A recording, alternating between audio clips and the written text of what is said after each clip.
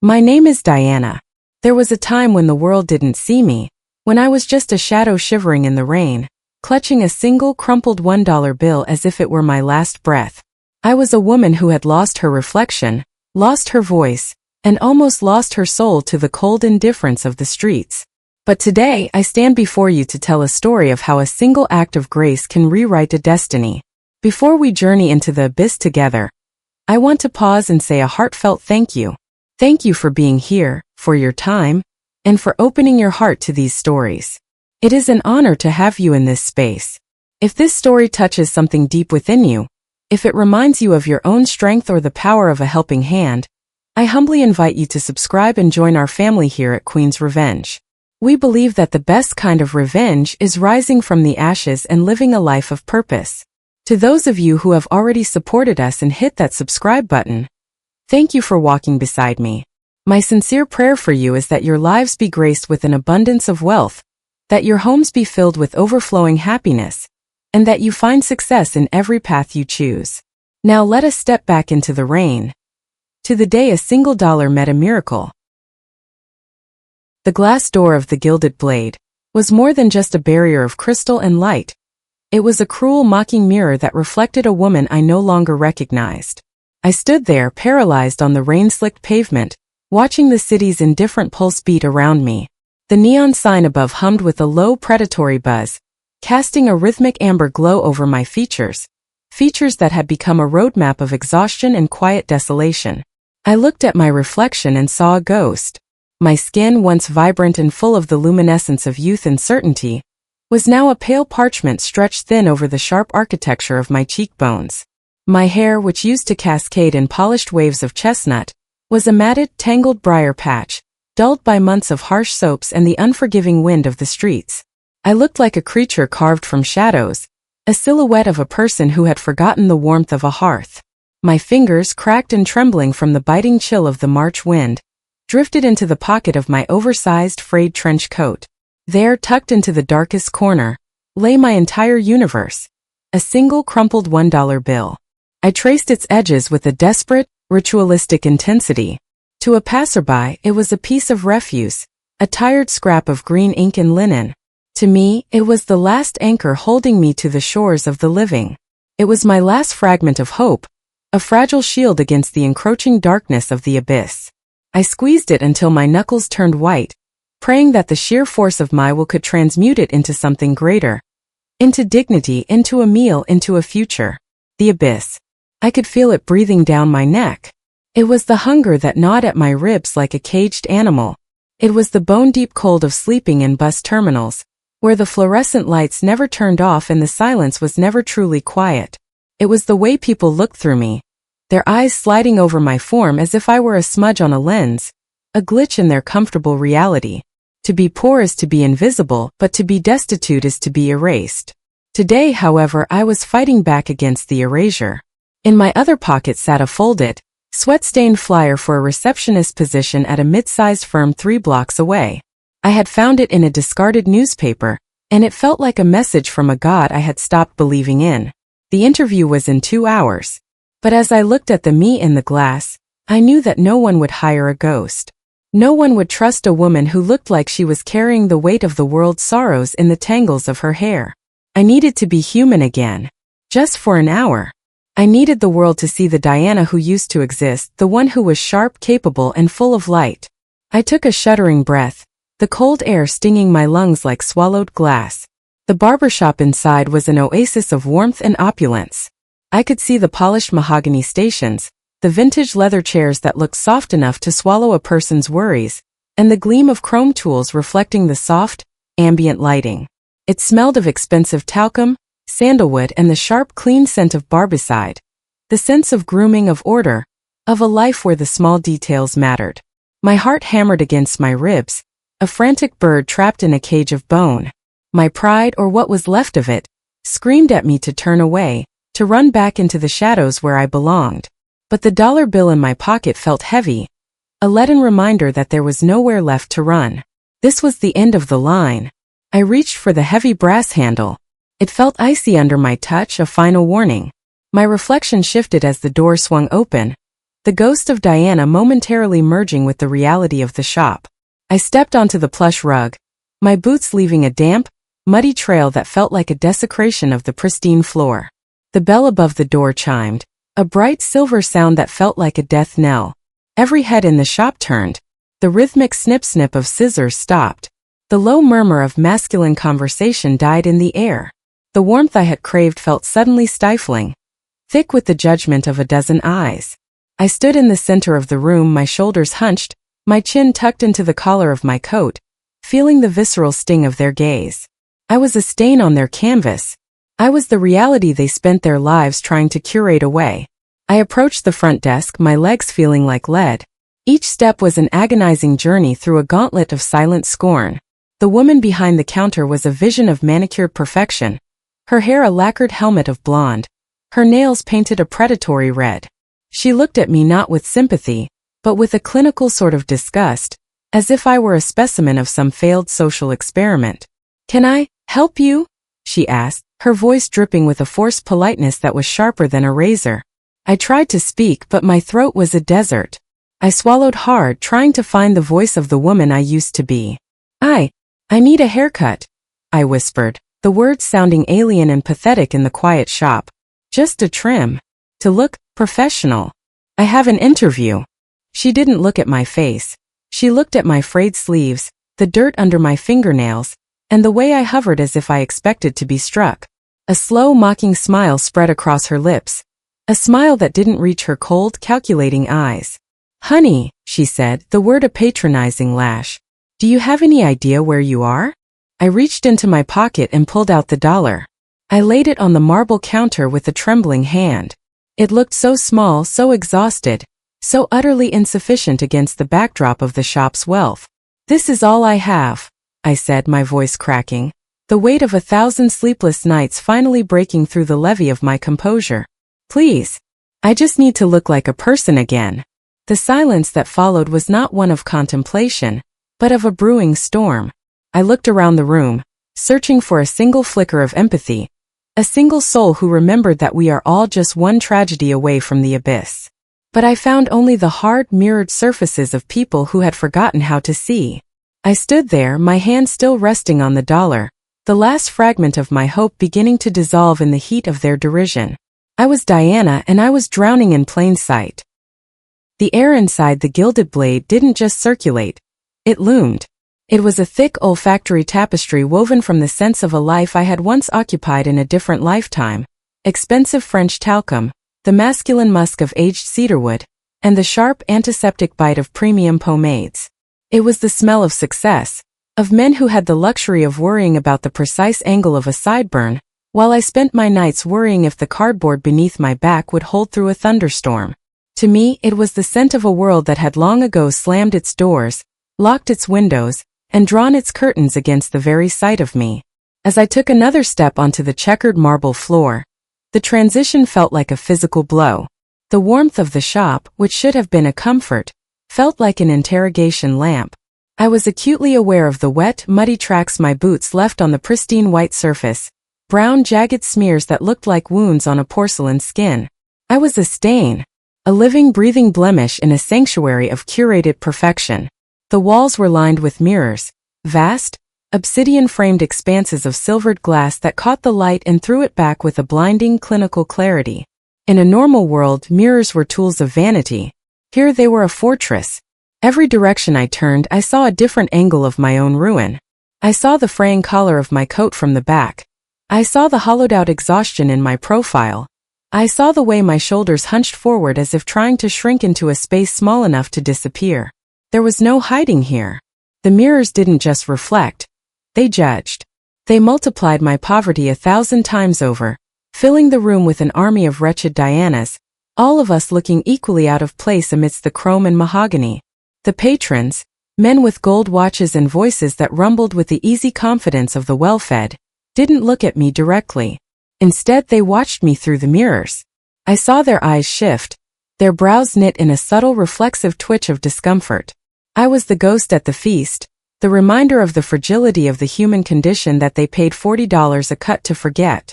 My walk to the reception desk felt like a pilgrimage through a valley of blades. Each snip of a barber's scissors sounded like a shutter clicking, capturing my shame. My heart was a frantic drum, echoing the hollow ache in my stomach. By the time I reached the marble counter, I felt breathless, as if the oxygen in the room was too expensive for my lungs to process. The receptionist was a woman who seemed to be constructed entirely of sharp edges and cold light.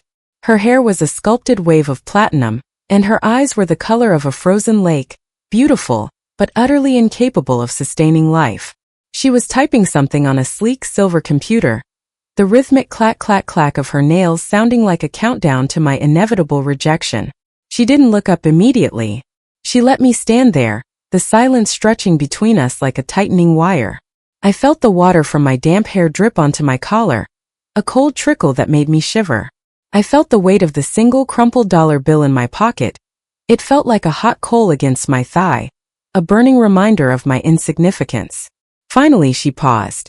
She looked at my hands first, my cracked, dirt-stained fingers gripping the edge of her counter, and then her gaze traveled up slowly with a deliberate, agonizing lack of haste. When her eyes finally met mine, there was no spark of recognition, no flicker of common humanity. There was only the blank, polished surface of a professional wall. "Yes?" she asked. The word was a single, icy syllable that hung in the air like a threat. I tried to summon the voice of the Diana who had once led meetings, the Diana who had once laughed over mimosas, the Diana who had once believed she was invincible. But that woman was buried under layers of trauma and cold nights. What came out was a mere whisper, a thin, thready sound that barely carried across the marble. I need a trim," I said, my voice trembling so violently I had to swallow hard to keep from sobbing. "Just enough to look presentable. I have an interview in an hour. It's for a job. A real job." I used the word presentable as if it were a magic spell, a password that might grant me entry into the world of the living. To be presentable was to be seen. To be presentable was to have a chance. I wasn't asking for beauty. I was asking for a mask of normalcy so I could trick the world into giving me a seat at the table again. The receptionist's gaze didn't soften. If anything, it hardened into a crystalline sort of mockery. She leaned back slightly, her eyes sweeping over my tattered coat and the visible grime of the streets that clung to me like a second skin.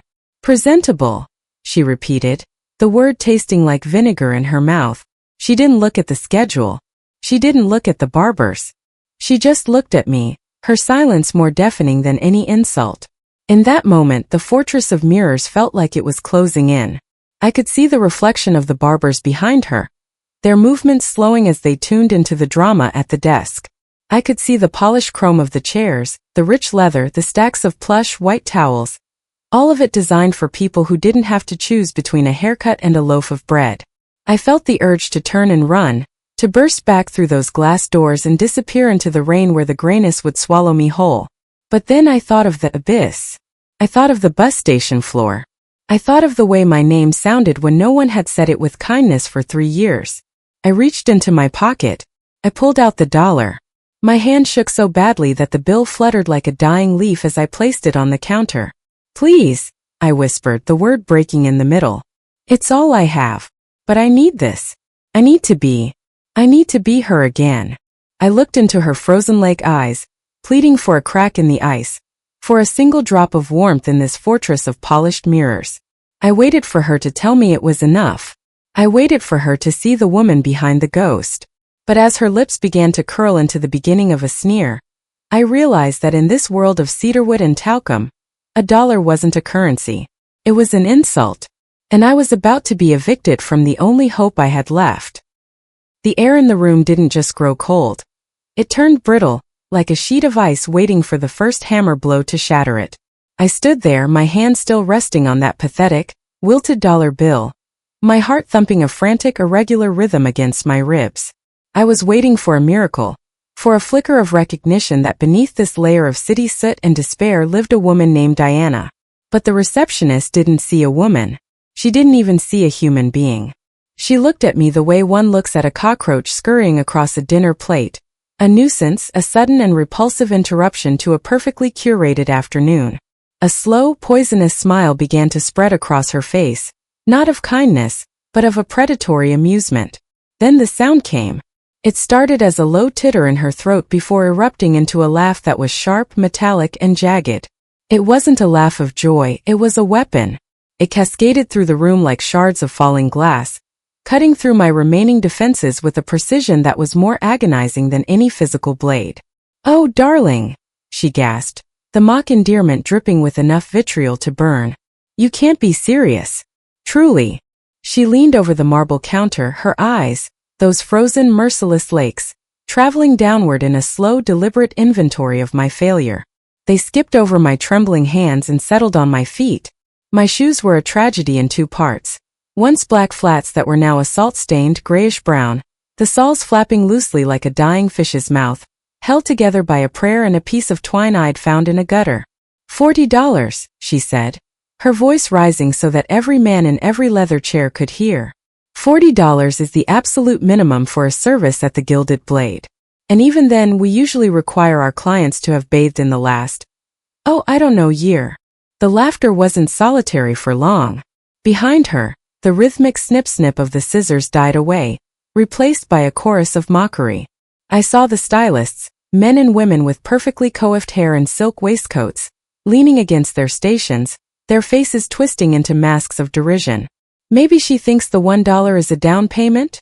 one of the barbers called out, a man with a handlebar mustache and eyes as hard as flint. "What do you think, Marcus?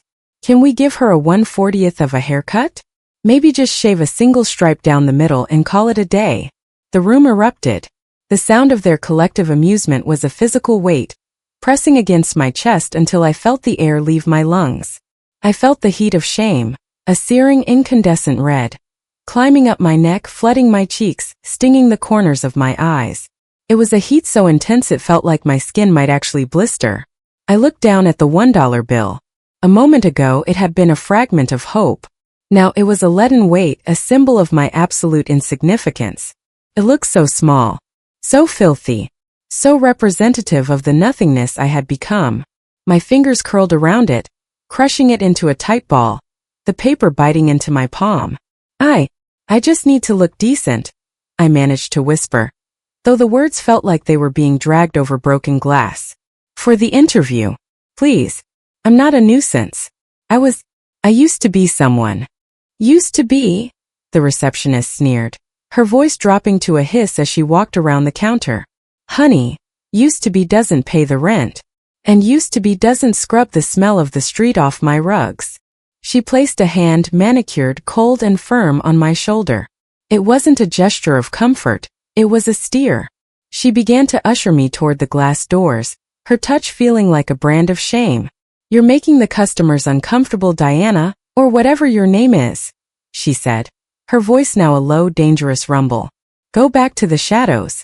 Go find a puddle to wash in. But you aren't staying here." The stylists watched, their faces filled with a terrifying, bored cruelty. One of them flicked a white towel in my direction, a mock salute to my departure. I felt like a pariah being driven from the village walls. Each step toward the exit felt like a step toward my own funeral. The abyss I had feared wasn't just coming for me. It was here, in the form of this bright, beautiful shop filled with people who had decided I wasn't worth the oxygen I was breathing. I reached the door, the cold air from the street already leaking in through the seal, smelling of rain and exhaust. I looked back one last time, my vision blurred by the hot, stinging tears I refused to let fall. I wanted to scream that I was still here, that I still mattered, that I was a daughter, a woman, a soul. But as the receptionist's hand tightened on my arm to shove me back into the gray world, my voice died in my throat. I was nothing. I was a ghost. I was a stain that was finally being wiped away. I closed my eyes, waiting for the final push that would send me back into the rain, back to the bus station, back to the end of my life. I felt the dollar bill in my hand, my last fragment of hope, and realized it wasn't a shield at all. It was a shroud. And then, just as my heel touched the threshold of the sidewalk, a voice cut through the laughter like a lightning bolt through a dark sky. "Take your hands off her." The threshold of the door was a jagged line between two deaths.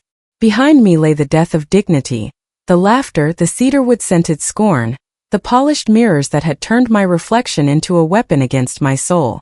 In front of me lay the death of hope, the cold, gray rain of the city, the endless pavement, and the crushing realization that the abyss had finally won.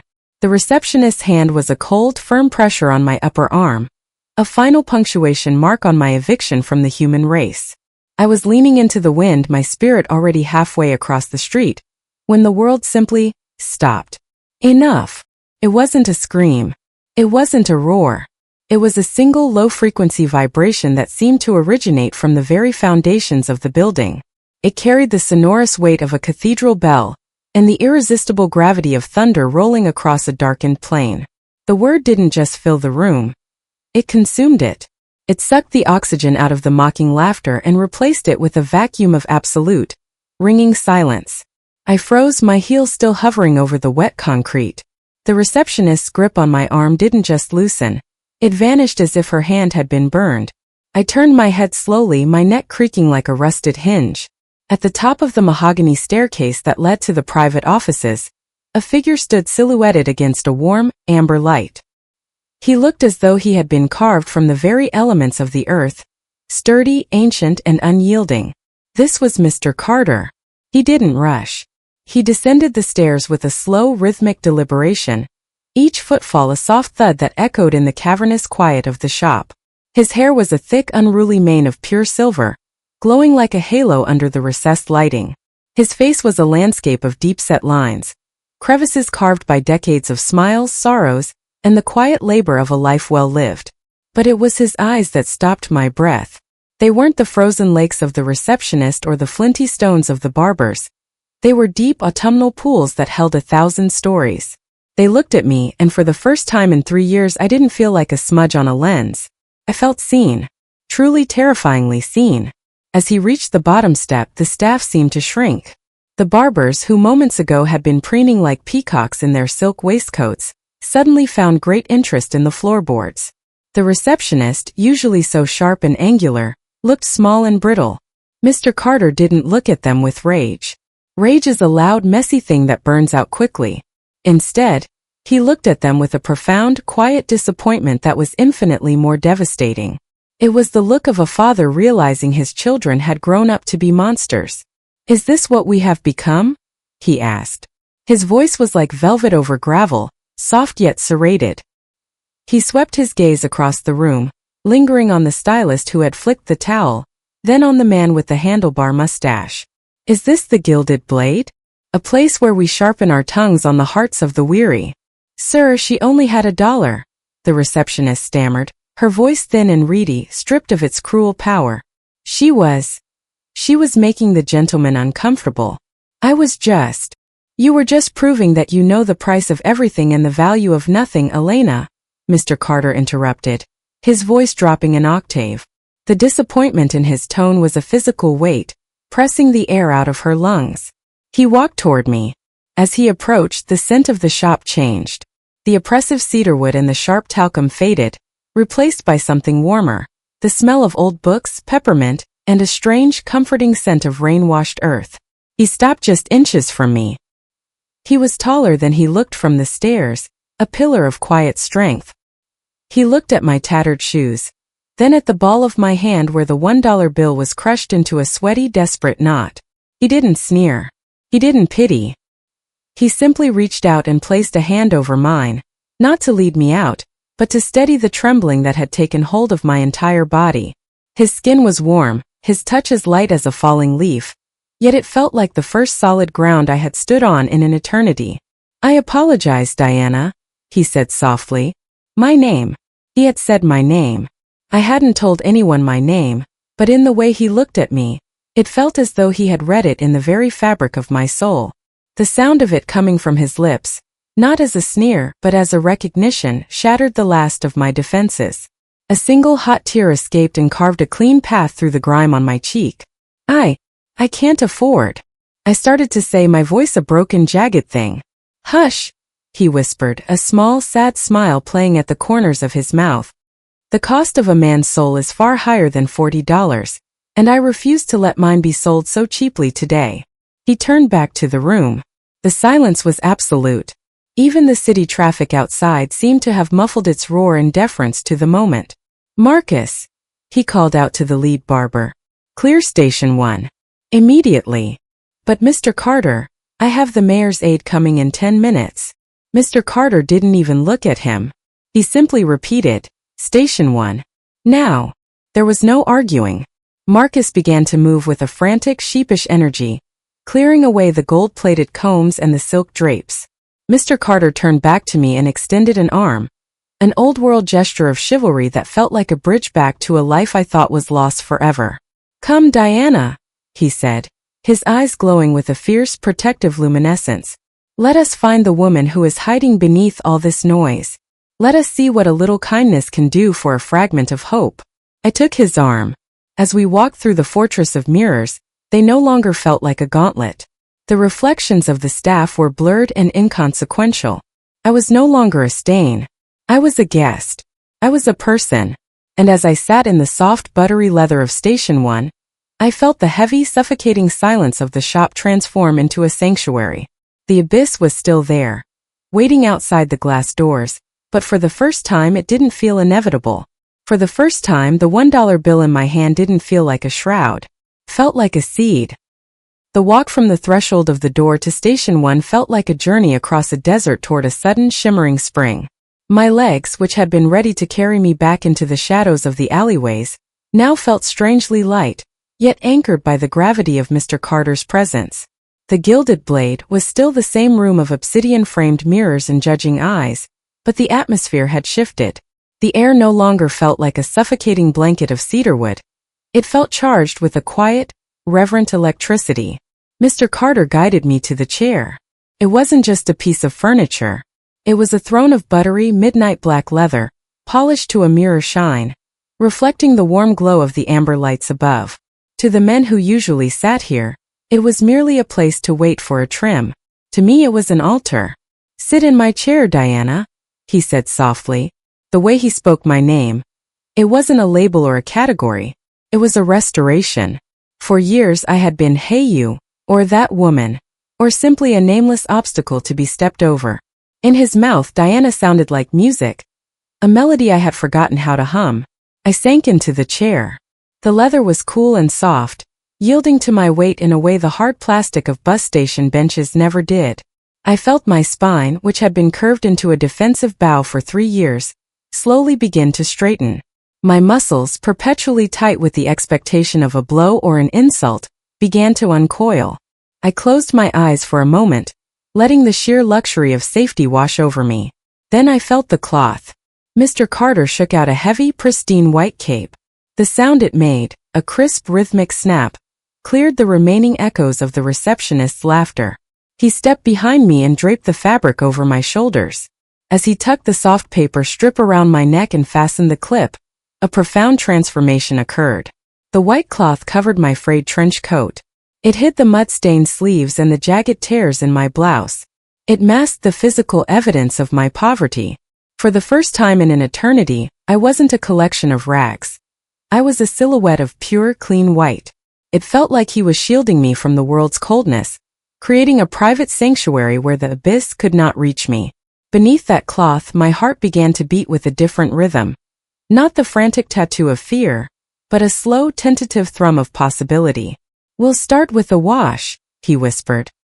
He reclined the chair back, and I felt my head rest against the cool porcelain of the basin. The world tilted away, the mirrors, the staff, the staring patrons all vanished. There was only the ceiling and the steady, warm flow of water. When the water hit my scalp, I nearly gasped. It was hot. Not the scalding, unpredictable heat of a public shower, but a controlled, soothing warmth that felt like a benediction. I felt the grime of 1,000 sleepless nights, the soot of the city, and the very salt of my own tears being rinsed away. Mr. Carter's hands were steady and strong. He worked the shampoo into my matted hair with a rhythmic, circular motion.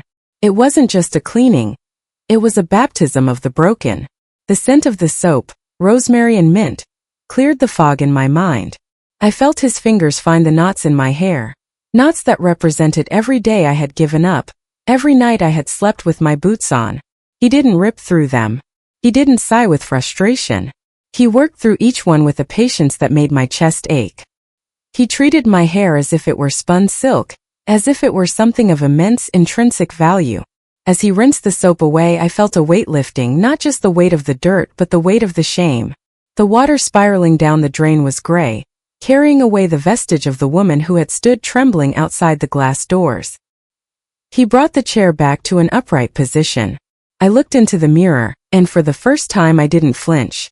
My face was still pale, my eyes still held the shadows of trauma, but my hair was wet, dark, and reclaimed.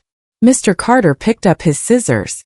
They were silver, slender, and looked as though they were an extension of his own fingers. He didn't ask me what I wanted. He looked at the shape of my face, the tilt of my chin, and the spark of the woman I used to be that was slowly flickering back to life in my eyes. Then the cutting began. Snick, snick, snick. The sound was sharp and rhythmic. In the sudden heavy silence of the shop, it was the only heartbeat. Each movement of the blades was a surgical strike against my despair. I watched in the mirror as the dead, split ends of my past fell away, landing in soft, dark heaps on the white cloth. With every lock of hair that fell, I felt a memory being pruned. Snick. There went the night I lost my apartment. Snick. There went the day I stopped looking people in the eye. Snick. There went the moment I decided my life was over. Mr. Carter moved with the grace of a conductor. He didn't speak. He didn't need to. The conversation was happening between the blades and my spirit. He was sculpting me, carving away the ghost to find the woman underneath. He trimmed the bangs that had shielded my eyes from the world, forcing me to look out to be seen. He layered the sides, giving my face a frame of dignity it hadn't worn in years. The other barbers watched from a distance, their tools idle, their expressions unreadable. The receptionist stood by her desk, her face pale, watching the man she feared and respected treat a nuisance like a queen. I looked at my hands beneath the cloth. They were still clutching the crumpled $1 bill. My knuckles were no longer white. My grip had loosened. The snick-snick continued, a steady, comforting pulse. It was the sound of a clock being reset. It was the sound of a heart being restarted. I realized then that Mr. Carter wasn't just giving me a haircut. He was giving me back my reflection. He was proving that even in a fortress of polished mirrors designed to show you your flaws, a single person with a pair of scissors and a soul full of grace could show you your worth.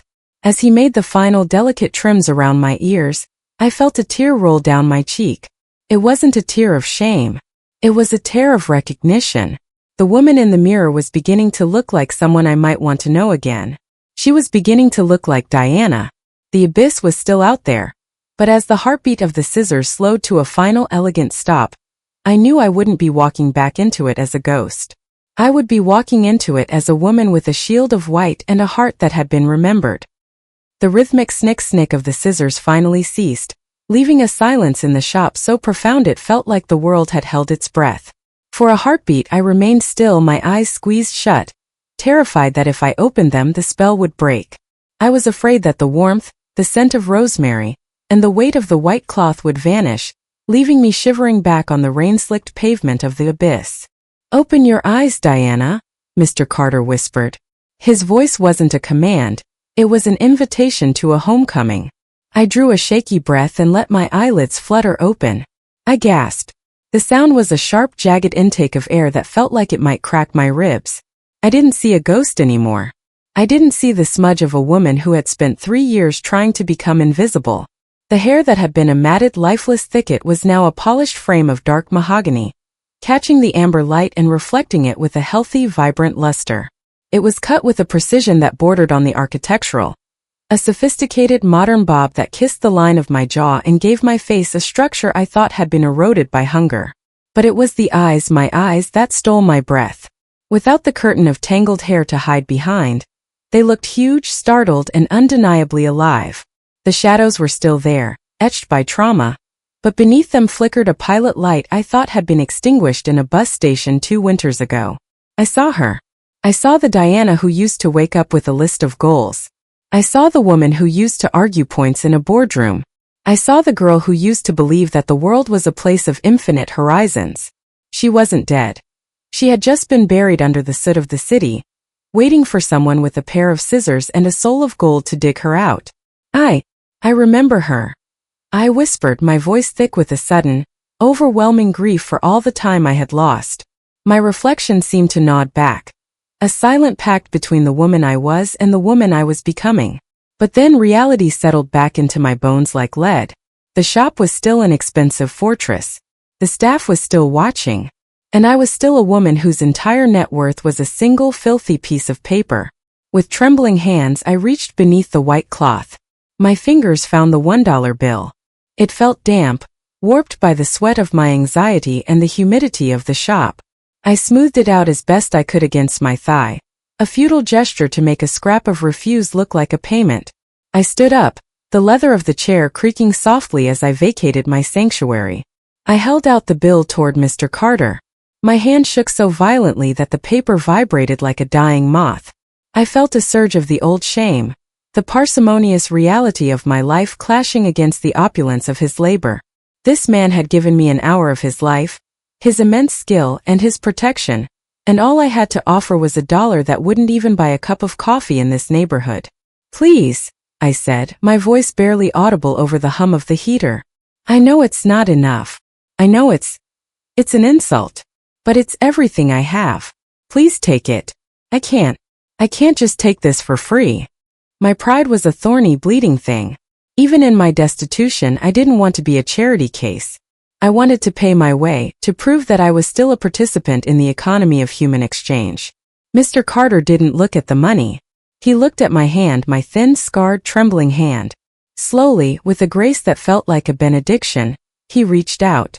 I expected him to take the bill with a sigh of pity. Instead, he placed his large, warm palm over my fingers and gently, firmly pushed my hand back toward my own chest. His touch was steadying, a grounding wire for my chaotic spirit. Put it away, Diana, he whispered. But I have to. No, he interrupted, his eyes locking onto mine with an intensity that demanded my full presence. Keep it. That $1 is a bridge, not a payment. You'll need it for the bus. You'll need it for the life that is waiting for you outside that door. I looked down at our joined hands. The contrast was a poem of human history. His hand aged and seasoned by decades of work, mine young but weathered by the storms of misfortune. Why? I choked out, the tears finally breaking through the levee of my composure. Why are you doing this for me? I'm a stranger. I'm a nuisance. I'm nothing. Mr. Carter stepped closer, and for a moment the entire shop, the mirrors, the mocking stylists, the golden clocks, simply ceased to exist. God doesn't bless hands that stay clenched, child, he said, his voice dropping to a low melodic rumble that vibrated in my very marrow. A clenched fist can't be struck, perhaps, but it also can't hold anything new. When we grip our fear and our last pennies so tightly that our knuckles turn white, we close ourselves off from the flow of the world. He squeezed my hand gently before letting go. Hands must be open, he continued, his gaze drifting for a moment as if he were seeing a memory of his own. They must be open to give, yes. But the harder lesson, the one that breaks most people, is that they must also be open to receive. Grace is a river, Diana. If you dam it up with your pride, you'll drown in the stagnant water of your own sorrow. Let it flow. Accept the gift so that one day when your hands are full again, you can let it flow to someone else. I stood there, the $1 bill now tucked back into my palm, but my hand was no longer a claw. It was an aperture. I felt the truth of his words piercing through the layers of my defensive cynicism. He wasn't just giving me a haircut. He was teaching me the theology of the open hand. He was telling me that I was worthy of being helped, that my poverty didn't make me a debtor to the world, but a part of a much larger, more beautiful cycle. I looked at the stylist. The receptionist had looked away, her face flushed with a sudden, uncomfortable silence. The man with the handlebar mustache was staring at his own hands as if seeing them for the first time. Mr. Carter's kindness hadn't just transformed me. It had acted as a mirror for everyone in the room, reflecting back a version of themselves they hadn't cared to look at in a long time. Thank you, I whispered. The words felt too small, too thin to carry the weight of what I felt. I don't know how to repay you. You don't repay me, he said, a spark of playful light returning to his autumnal eyes. You go to that interview. You walk into that room as if you own the air you breathe. And when you succeed, and you will succeed, you remember this moment. You remember that a single dollar and an open hand can change the trajectory of a soul. I took a deep, shuddering breath. The air didn't feel heavy anymore. It felt crisp. Felt like oxygen. I'll remember, I promised. I looked in the mirror one last time. The woman with the dreams was looking back, and for the first time in 3 years she wasn't just a memory. She was a plan. I stood by the mahogany station, my hands hovering near my new reflection, as if I were afraid the image in the mirror was a fragile projection that might flicker and die. The hair was a masterpiece, a sleek, defiant bob that spoke of order, of intent, of a woman who had a place to be. But as I looked down, the illusion fractured. Beneath the pristine white barber's cape, my old trench coat peered out like a shameful secret. It was a garment that had absorbed the soot of subway grates and the damp despair of rainy nights. It was heavy with the literal and metaphorical weight of the streets. I realized with a sudden sharp pang of anxiety that I was a contradiction. I was a professional from the jawline up, and a vagabond from the shoulders down. The abyss was still clinging to me, woven into the very threads of my frayed sleeves. How could I walk into a high-rise office like this? The recruiters would see the hair, yes, but their eyes would inevitably travel down to the jagged hem of my coat, the salt-stained fabric, and the scent of the struggle that no amount of peppermint shampoo could fully mask. I felt the old panic rising, a cold tide in my chest. I was a fraud. A well-groomed fraud.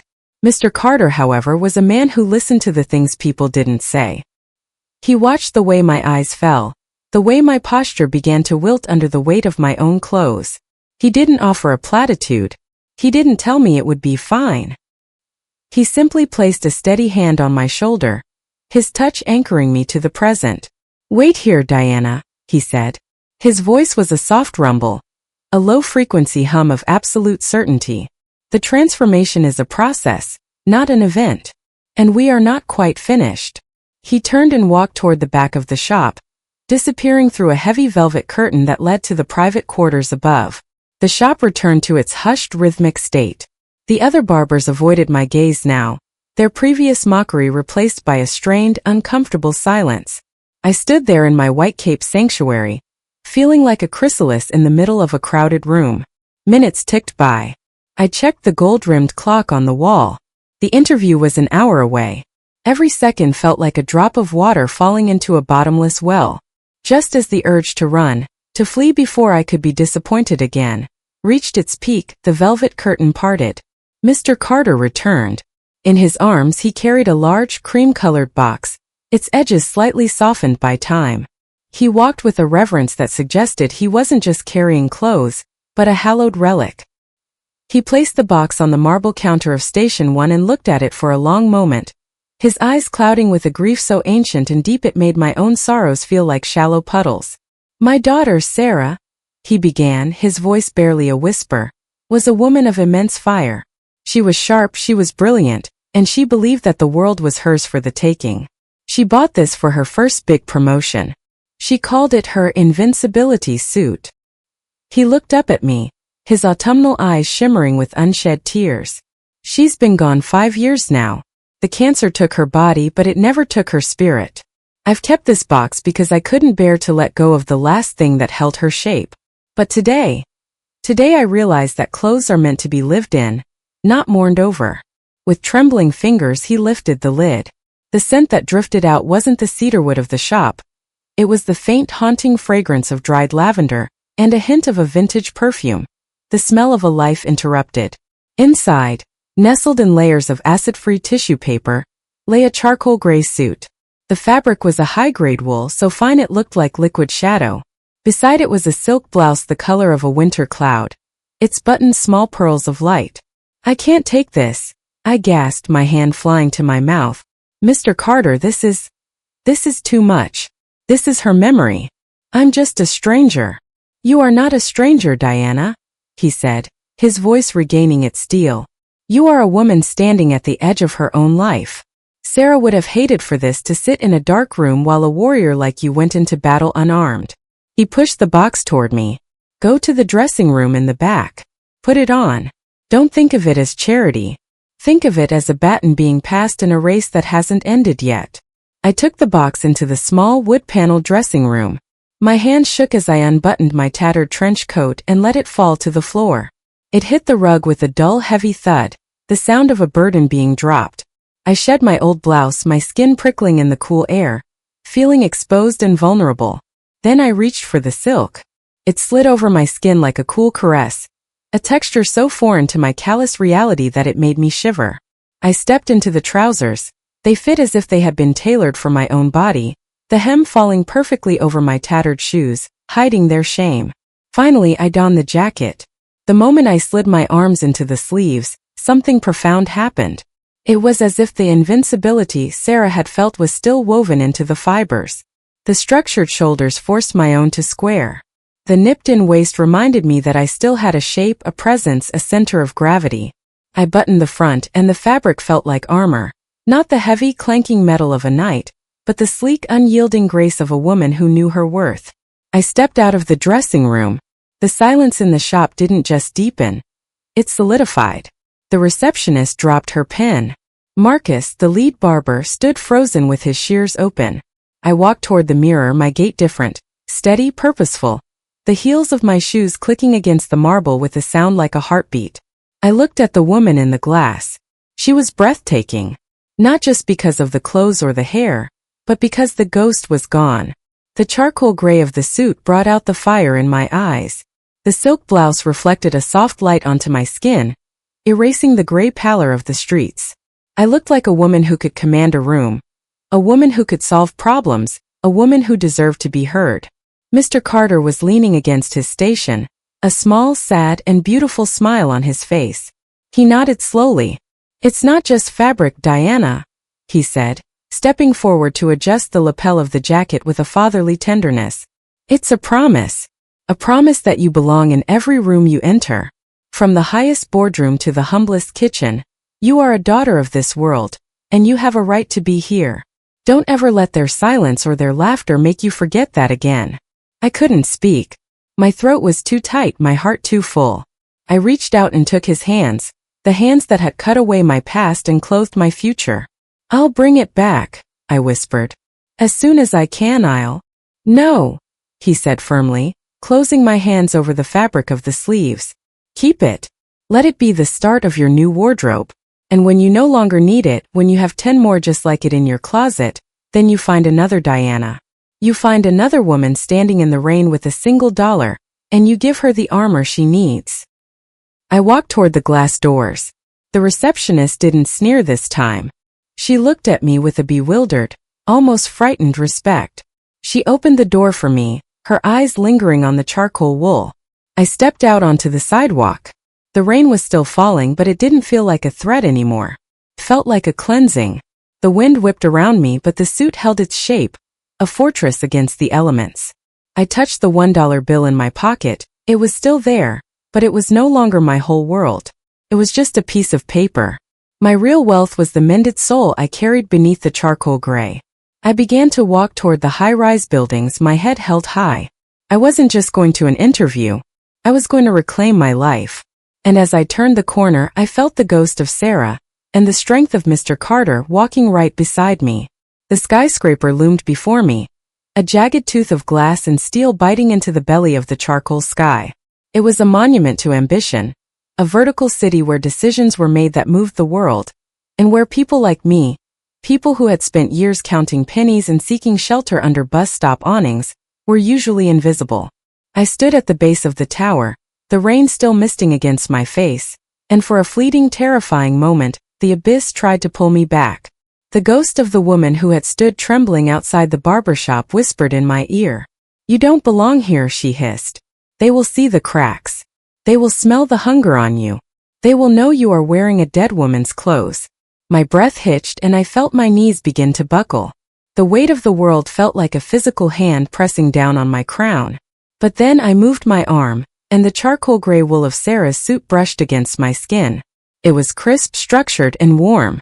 I remembered Mr. Carter's autumnal eyes, the way they hadn't just looked at me, but through me, to the woman I was meant to be. "You belong in every room you enter," he had said. I didn't just hear his voice, I felt it. It was a resonance in my bones, a counter-frequency to the whispers of my fear. I reached into my pocket and touched the crumpled $1 bill. It was no longer a symbol of my poverty, but a relic of the grace that had brought me this far. I squared my shoulders, felt the armor click into place, and pushed through the revolving glass doors. The lobby was a cathedral of commerce, vast, echoing, and smelling of floor wax and expensive air conditioning. I walked to the security desk, my heels clicking with a rhythm that felt like a declaration of war against my own past. The guard didn't sneer. He didn't ask me to move along. He looked at the suit, he looked at my eyes, and he handed me a visitor's badge. "Floor 42, miss," he said, nodding. "Mississippi. Not you. Not a nuisance. Person." The elevator ride was an ascent from the depths of the earth. As the numbers flickered upward 10, 20, 30, I felt the pressure in my ears and the rising tide of adrenaline in my blood. My heart was a frantic bird again, but this time it wasn't trying to escape, it was trying to fly. When the doors slid open on the 42nd floor, I was greeted by a wall of quiet high-stakes energy. The waiting area was filled with other candidates. They were younger perhaps and certainly more comfortable. They checked their gold watches and adjusted their silk ties with an ease that comes from a life without no. I sat among them, a charcoal gray intruder. For a second my confidence wavered. I looked at my hands, they were clean now, but I could still feel the phantom dirt under the nails. Then, I looked in the polished chrome of a nearby planter. I saw the bob Mr. Carter had sculpted. I saw the way the light hit the gray wool. I looked like a woman who had a secret. I looked like a woman who had survived a fire and walked out carrying the flame. Diana Vance? The voice belonged to a woman named Mrs. Sterling. She was the firm's senior partner, a woman who looked like she was made of granite and elegance. She didn't smile as she ushered me into her office, a room that felt like the cockpit of a starship, overlooking the entire rain-blurred city. The interview was a blur. It was an intense, high-velocity exchange of questions and answers that felt like a fencing match. Mrs. Sterling was looking for a weakness. She was looking for the gap in my resume, the 3 years of silence, the 3 years of the abyss. "You have an impressive background, Diana," she said, her eyes narrowed like a hawk's. "But there is a significant period here where you were out of the circuit. In this industry, 3 years is a lifetime. Why should I hire someone who has been away from the pulse for so long?" The question was the blade I had been waiting for. It was the moment where I was supposed to falter, to make excuses, to lie. I felt the old shame rising in my throat, ready to choke me. I felt the ghost of the bus station floor. But then I felt the fabric of the suit. I remembered the snick-snick of the scissors. I remembered the theology of the open hand. I leaned forward. I didn't lower my eyes. I didn't play the victim. I spoke as a woman of value. "In those 3 years, Mrs. Sterling, I learned things that aren't taught in business school," I said, my voice steady, carrying the gravelly weight of a truth hard one. "I learned the value of a single dollar. I learned how to find opportunity in a brick wall. I learned how to read people not by the suits they wear, but by the way they treat those who can do nothing for them. You are looking for someone who knows the pulse? I have been at the very heart of the struggle.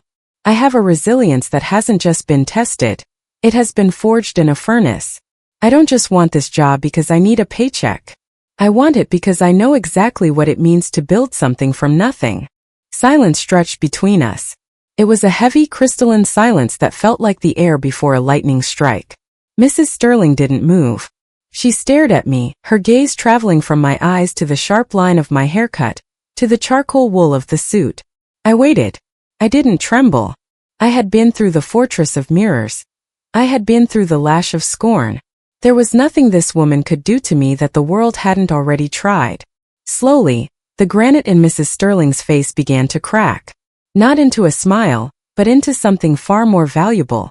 Respect. She leaned back in her chair, her hands interlaced. "That suit," she said, her voice softer now. "It's vintage. But it's impeccable. It's a suit for someone who knows where they are going." "It was a gift," I said. "From someone who saw me when I couldn't see myself." Mrs. Sterling nodded, a short, sharp movement. She looked at my resume one last time, then tossed it onto the desk. She stood up and walked to the floor-to-ceiling window, looking out at the city I had spent 3 years hiding from. "Most people in this building are afraid of losing," she said, her back to me. "They are afraid of the abyss you mentioned. But you've already been there. And you came back looking like that." She turned around. For the first time, a small, genuine smile touched her lips. It was the look of one warrior recognizing another. "I don't care about the gap in your resume, Diana," she said. "I care about the fire in your eyes. I need someone who doesn't blink when the world gets loud." I held my breath. The world seemed to shrink down to this single room, this single moment. "When can you start?" The words didn't just reach my ears. They reached my soul. They were the sound of a key turning in a lock that had been rusted shut for a decade. The answer wasn't no. It wasn't "we'll call you." It was an invitation. It was a resurrection. I felt a sob rise in my chest, a sob of pure, unadulterated relief, but I swallowed it. I stood up, my legs steady, my hand extended across the mahogany desk. "I can start tomorrow," I said. As we shook hands, I felt the ghost of the woman in the rain finally vanish. She wasn't gone entirely. She was a part of me, the foundation upon which I would build the rest of my life, but she was no longer in control. I walked out of the office, through the waiting room of candidates, and into the elevator. As the doors closed and I began my descent back to the street, I didn't feel like I was going down. I felt like I was finally touching the ground. I stepped out into the rain, and for the first time I didn't seek cover. I let the water fall on the charcoal wool, knowing that it wouldn't stain. I reached into my pocket and touched the $1 bill. "Thank you, Mr. Carter," I whispered into the wind. "The hands are open." Time is a fickle architect. When you are drowning in the abyss, a single minute can feel like a jagged eternity, a slow-motion car crash of hunger and humiliation. But when you are climbing, when you are fueled by the desperate, incandescent fire of a second chance, years begin to pass like pages in a fast-paced novel, blurred, frantic, and breathless. The ink of my life, once stagnant and smudged by rain, began to flow again, carving a path of iron-willed ambition across the blank slate of my future. The first year was a siege. I lived in a tiny windowless studio apartment that smelled of lemon floor wax and old radiator steam, but to me it was a palace because the door had a lock and the bed was mine. I worked at the firm with a ferocity that bordered on the religious. I was the first one to arrive, the sun barely bleeding over the skyline, and the last one to leave, the cleaning crews becoming my only confidants. My fingers ached from the endless reports. My eyes burned from the blue glare of monitors until they felt like they were filled with sand. There were nights when the weariness was so profound it felt like a physical weight on my lungs. I would sit on the edge of my narrow bed, my head in my hands, the silence of the room echoing with the ghosts of my past. In those moments of crushing exhaustion, the old fear would creep back, the whisper that this was all a dream, that tomorrow I would wake up on the bus station floor and find that the charcoal suit was just a trick of the light. But then I would look toward the small, humble desk in the corner. There, in a simple black frame I had bought with my first paycheck, sat the $1 bill. It was still crumpled. It was still stained with the salt of my desperation. But under the glow of my desk lamp, it looked like a talisman. It was my compass. It reminded me of the snick-snick of the scissors and the warmth of a hand that had pushed mine away. It reminded me that I wasn't working just to survive. I was working to honor a miracle. I was working to prove that Mr. Carter's investment in a nuisance was the smartest trade ever made in that city of stone and silver. The ascent was not a straight line. It was a jagged uphill battle against a corporate culture that had forgotten how to see the human being behind the spreadsheet. I moved from receptionist to junior analyst, then to department head, clawing my way up through a thicket of skepticism and old guard politics. I became known for a strange, quiet intensity. I was the woman who never blinked in negotiations, the one who saw the risks others ignored because I had lived the ultimate risk. But I was also the woman who stopped to learn the names of the janitors. I was the executive who insisted on fair wages and mental health days, when the board screamed for leaner operations. I was building a legacy from the ashes of my own desperation, and that legacy was rooted in the theology of the open hand. "Diana, you're too soft on the human capital," a mentor once told me, leaning over a mahogany conference table. "This is a business, not a cathedral. Profits are the only metric that matters." I looked at him, and for a second, I saw the face of the receptionist at the barbershop, the cold, polished surface of someone who knew the price of everything and the value of nothing.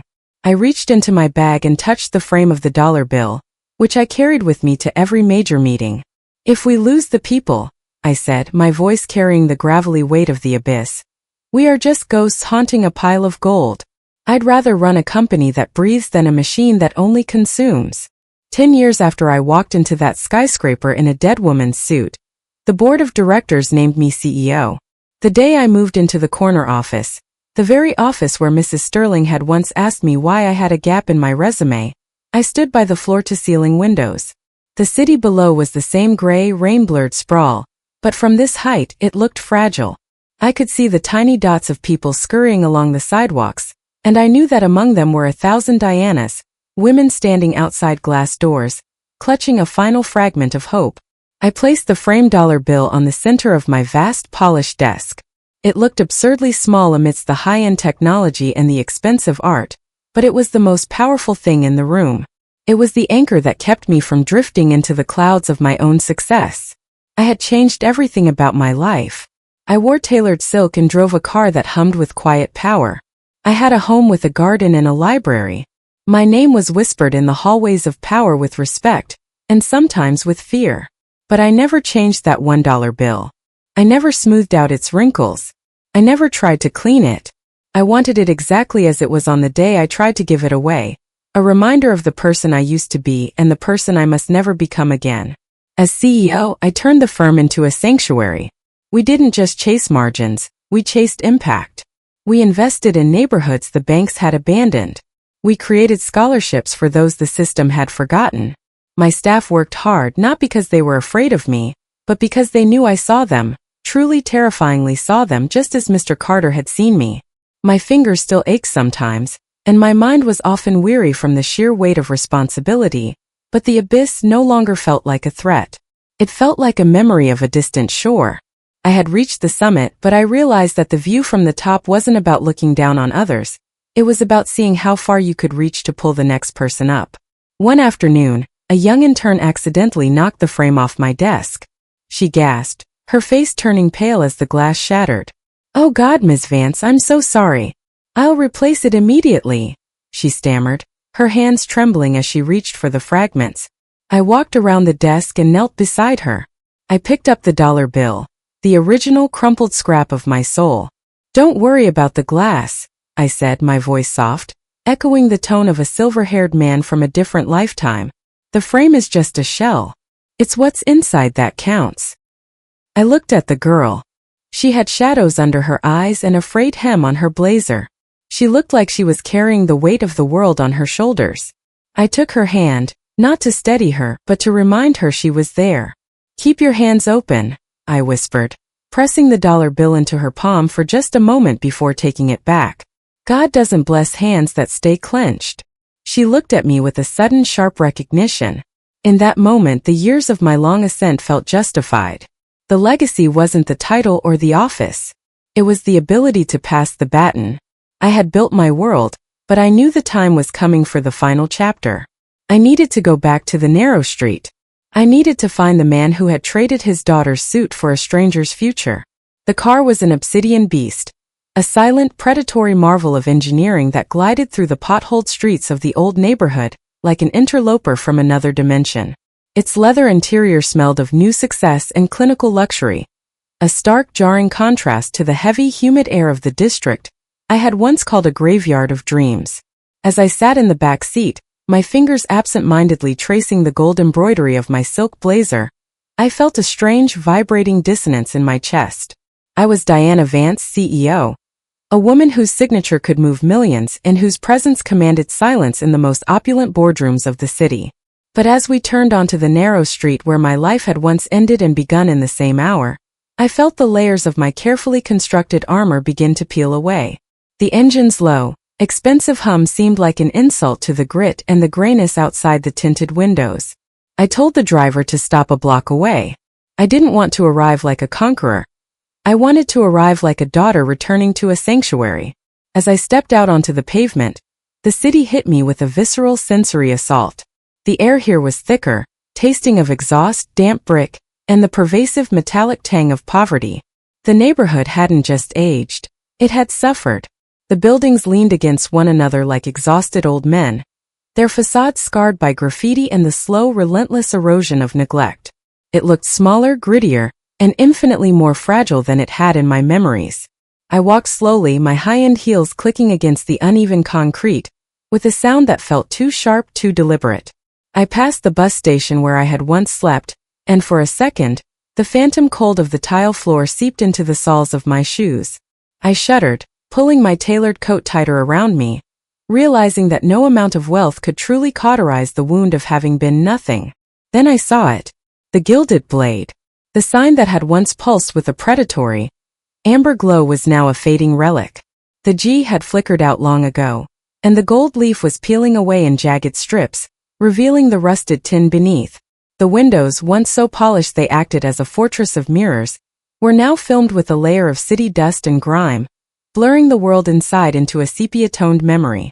It looked less like a high-end barbershop and more like a ghost ship anchored in a sea of shadows. My heart hammered against my ribs, a frantic rhythmic thud that reminded me of the $1 bill I still carried in my pocket, framed no longer, but tucked into a silk pouch near my heart. I reached for the brass handle. It was no longer icy. It was worn smooth by decades of hands, its luster gone, replaced by a dull, honest patina. The bell chimed. The sound was the same, a bright silver note that pierced through the heavy silence, but the energy it met was vastly different. There was no laughter. There was no rhythmic snip-snip of a dozen scissors. The shop was empty of patrons, the leather chairs looking like hollowed-out monuments to a forgotten era. The scent of cedarwood and talcum hit me like a physical wave, a tidal force of nostalgia that nearly brought me to my knees. It was the smell of the day my soul was mended, and there, in the center of the fading room, was the architect of my resurrection. Mr. Carter wasn't standing at Station 1. He wasn't draped in a silk waistcoat or commanding the room with the gravity of a king. He was bent over a broom, his once sturdy frame now skeletal and bowed under the weight of 80-some years. His hair, which had once been a thick silver halo, was now thin and wispy, like wood smoke clinging to a winter branch. He was sweeping the floor, a slow, meticulous, and agonizing process. His hands, the hands that had sculpted my dignity with the precision of a master surgeon, were shaking. It was a fine rhythmic tremor that made the wooden handle of the broom clatter softly against his wedding ring. He didn't look up immediately. He was focused on a small pile of dust near the base of a chair, the very chair where I had once sat in a white cape sanctuary. "We're closed for the day, ma'am," he said, his voice a shadow of the velvet over gravel rumble I remembered. It was thin, reedy, and carried the unmistakable cadence of a man who was tired of fighting the wind. "The joints don't work like they used to.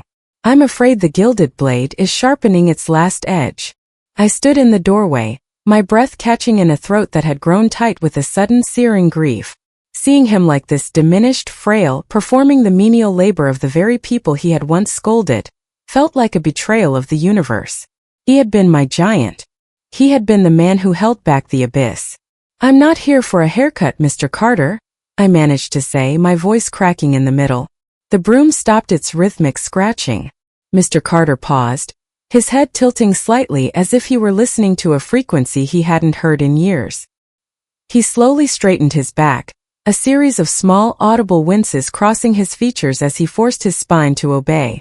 He turned toward me, squinting through thick silver-rimmed glasses that magnified the autumnal brown of his eyes. He looked at my expensive coat. He looked at the pearls at my throat. He looked at the polished, powerful woman standing in his dusty shop. But he didn't see the CEO. He didn't see the wealth. He looked at my eyes. I saw the moment the recognition hit him. It wasn't a sudden flash. It was a slow dawning light, like a sunrise over a frozen landscape. The tremor in his hand stilled for a heartbeat. "Diana," he whispered. The way he said my name. It was the same melody. It was the sound of a homecoming. I stepped forward, the distance between the CEO and the ghost of the girl in the rain vanishing in 3 strides. I reached out and took the broom from his shaking hands, leaning it against the mahogany station. I took his weathered palms in mine. They were cold, the skin like translucent parchment, but the warmth of his spirit was still there, pulsing beneath the surface like a hidden ember. "I'm back, Mr. Carter," I said, the tears finally spilling over, hot and unapologetic. "I'm back, and the hands are still open." He looked at me, his eyes shimmering with a sudden fierce luminescence. He didn't ask how I had done it. He didn't ask about the car or the firm.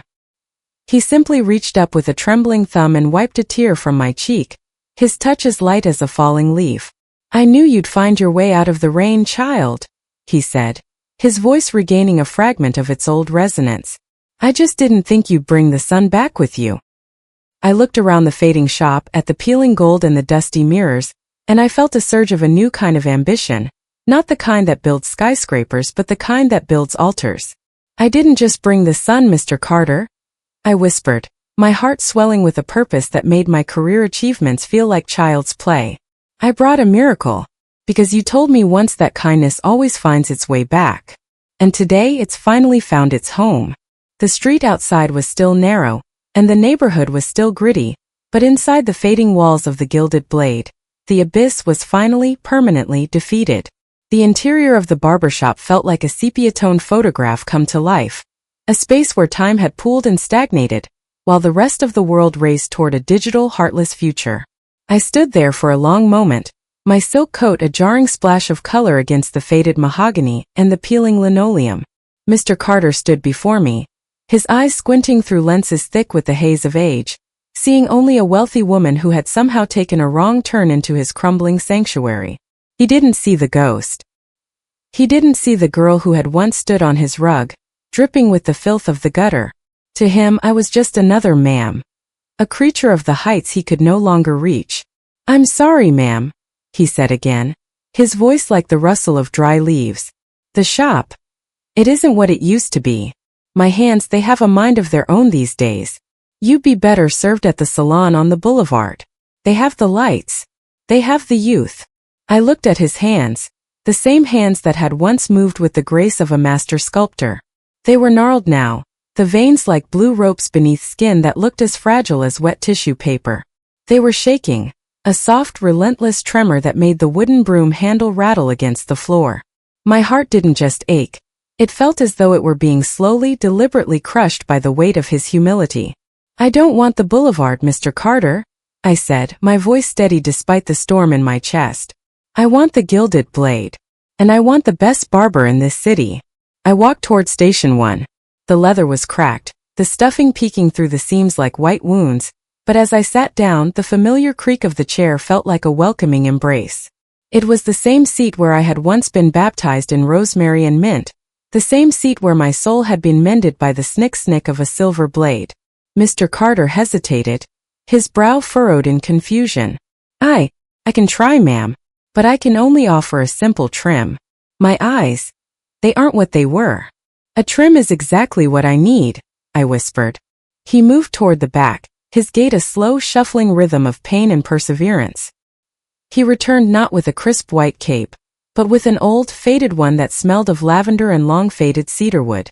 As he draped it over my shoulders, I felt the same protective shield. He tucked the paper strip around my neck with a touch so tentative, so fearful of offending, that I had to close my eyes to keep the tears from spilling. The scissors came out. They weren't the gleaming silver instruments of my memory. They were older, slightly dulled by time, but still clean. As he began to work, his movements were cautious, his breathing heavy with the effort of keeping his hands still. The snick-snick was slower now, a staggered heartbeat in the quiet shop. "You have beautiful hair, ma'am," he murmured, his focus intense. "It reminds me of someone I once knew. Long ago." I looked at him in the mirror. His reflection was a ghost of the giant I remembered. "Tell me about her," I said softly. He paused, the scissors hovering near my ear. A small sad smile played on his lips. "Oh, she was just a girl, lost in the rain.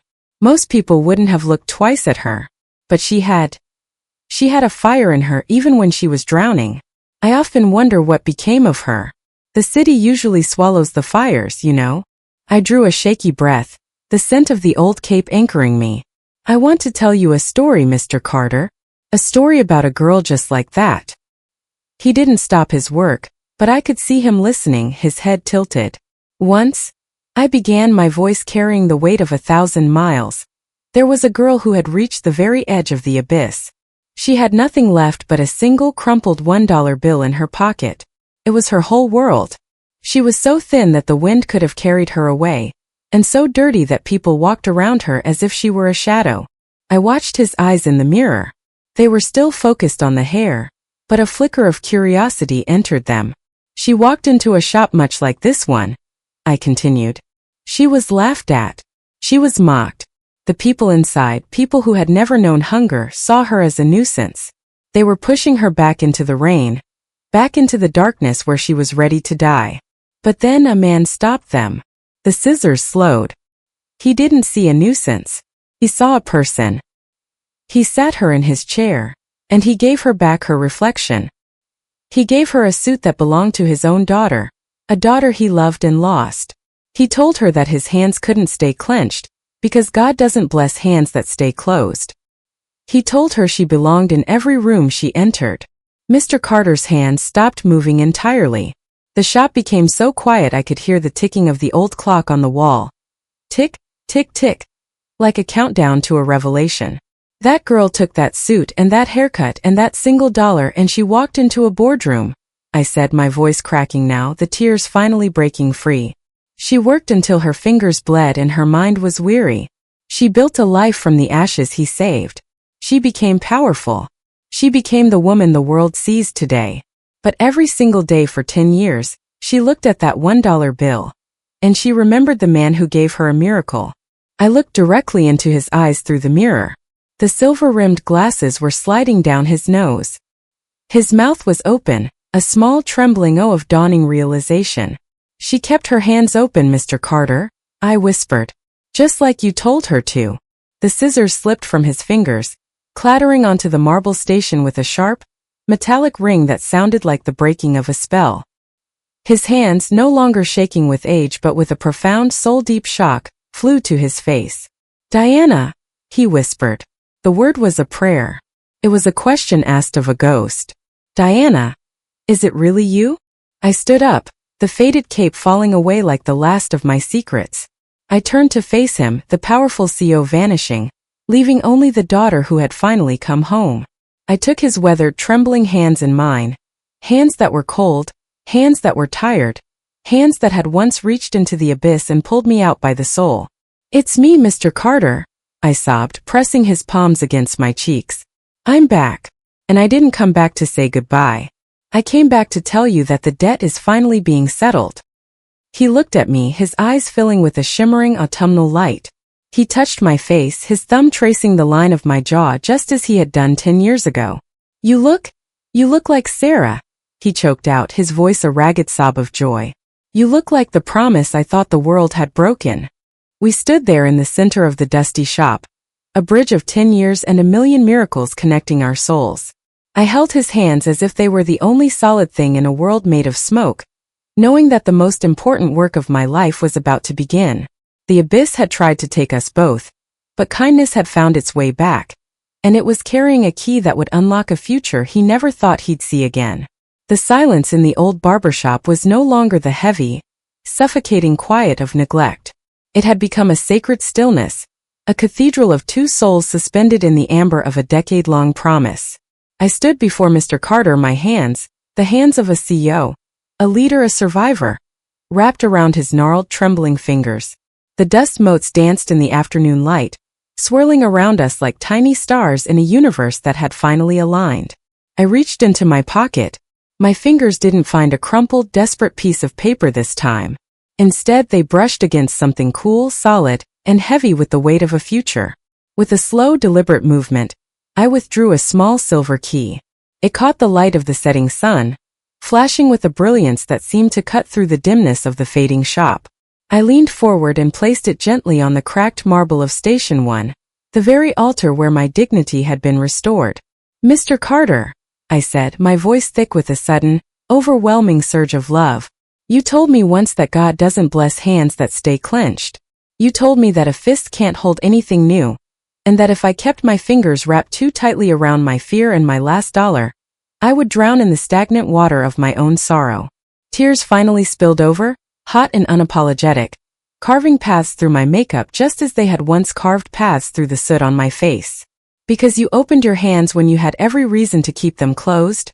I whispered, my heart swelling until it felt like it might burst against my ribs. Because you saw a human being when the rest of the world saw a ghost.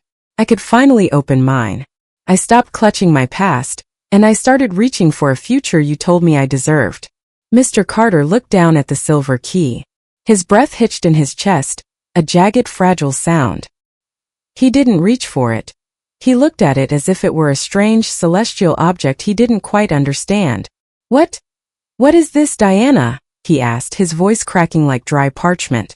I took his hand again and led him slowly, gently, toward the dusty front window of the shop. I wiped a circle of grime from the glass with the sleeve of my expensive blazer, not caring about the fabric, only about the clarity of the vision outside. Look across the street, Mr. Carter, I said. Across the narrow, gritty pavement, where a derelict warehouse had once stood as a monument to urban decay, there was now a transformation. A brand new building of glass and warm cedarwood stood tall, its modern architecture a striking beacon of hope amidst the gray. Above the wide, inviting doors, a sign made of polished brass caught the light, Carter's Legacy. I bought that building 6 months ago, I said, my voice regaining its strength. It's not just a shop. It's a state-of-the-art salon and barbershop, equipped with the finest tools in the world.